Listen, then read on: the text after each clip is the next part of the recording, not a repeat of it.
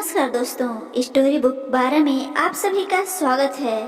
एक कहानी आपको जीवन की बहुत बड़ी सीख देने वाली है, इसलिए बहुत ध्यान से सुने। सुधा डॉक्टर की पढ़ाई कर रही थी, लेकिन उसकी सास शारदा को उसका पढ़ाई करना बिल्कुल पसंद नहीं था और जानबूझकर उसे घर के कामों में उलझाए रखती थी। एक दिन सुधा के घर उसकी सहेली आती है और कहती है, नमस्ते आंटी जी, सुधा घर पर है क्या? सास बोली, क्यों, कौन है तू और तुझे क्या काम है मेरी बहू से?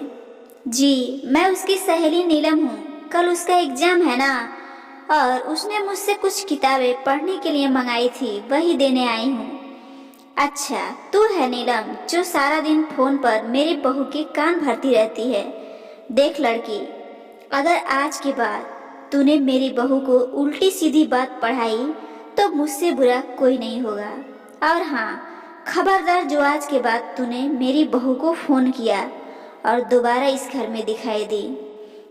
अरे माँ जी, पता नहीं आप किस जमाने की औरत हैं। मैं तो सिर्फ आपकी बहू की मदद करना चाहती थी, लेकिन क्या करे, बेचारी की किस्मत ही फूटी है जो उसे आप जैसी सास मिली है।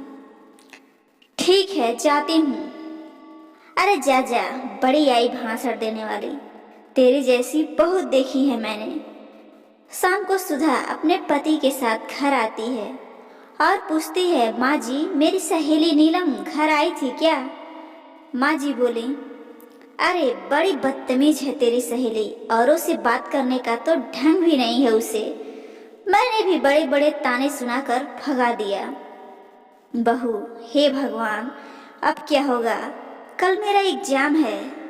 सास शारदा बोली, अरे तेरी यह बेकार की पढ़ाई में क्या रखा है, बड़ी आई डॉक्टर बने, चल चुपचाप घर के कामों में ध्यान दे।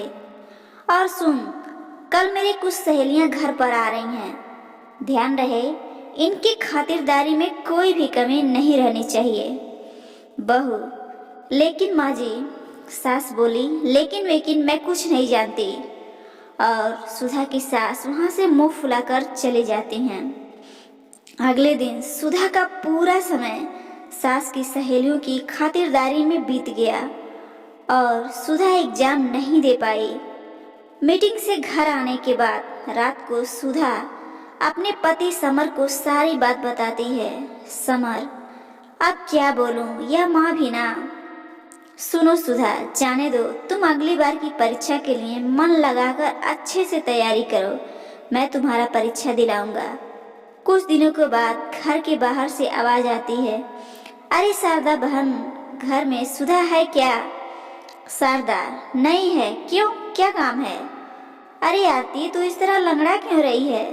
आरती, अरे क्या बताऊं शारदा बहन, सीढ़ियों से उतरते वक्त मेरा पैर फिसल गया और पैर में सूजन आ गई है, इसलिए तेरी बहू से दवा पानी कराने आई हूँ। सुना है बहू डॉक्टर की पढ़ाई की है। अच्छा चलो, घर पर नहीं है तो कहीं और दिखाती हूँ। और वो चली जाती हैं। थोड़ी देर के बाद सुधा घर आती है और सास कहती है, अरे कहाँ मर गई थी सुबह से? सुधा, माँ जी, मैं अपनी किताबें लेने गई थी।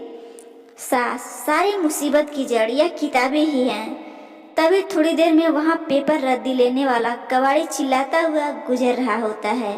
सास ने बहू की सारी किताबें पेपर वाले को दे दी। पेपर वाला बोला, यह तो सब अंग्रेजी में लिखी हुई हैं, लगता है बहुत महंगी किताबें हैं।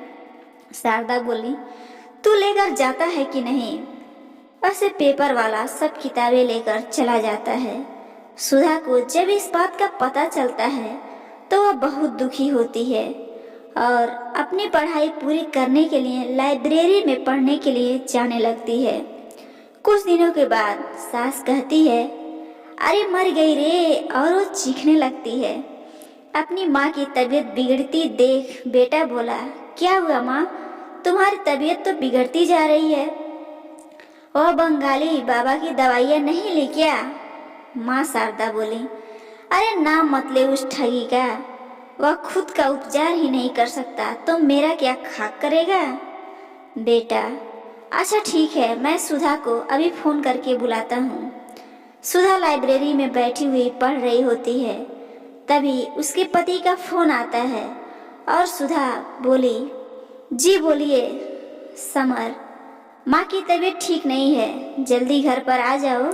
सुधा बोली, जी मैं आती हूँ। थोड़ी देर के बाद सुधा घर पर पहुँचती है और कहती है, क्या हुआ माँ जी? अच्छा आप फिक्र मत करिए, मुझे एक बार चेकअप करने दीजिए, सब ठीक हो जाएगा। सास शारदा कहती हैं, अच्छा ठीक है बहू, जैसी तेरी मर्जी। सुधा सास का चेकअप करती है और कहती है, फिक्र न करें माँ जी, आपकी बीमारी समय रहते पता चल गई है, ठीक हो जाएंगी। अगर थोड़े दिन और गुजर जाते तो इन्फेक्शन फैल जाता और लेने के देने पड़ जाते। सुधा अपनी सास को एक इंजेक्शन लगा देती है और कुछ दवाइयाँ खाने के लिए दे देती है और कहती है, अब आप एकदम ठीक हो जाएंगी। कुछ दिनों के बाद शारदा पूरी तरह से ठीक हो जाती हैं।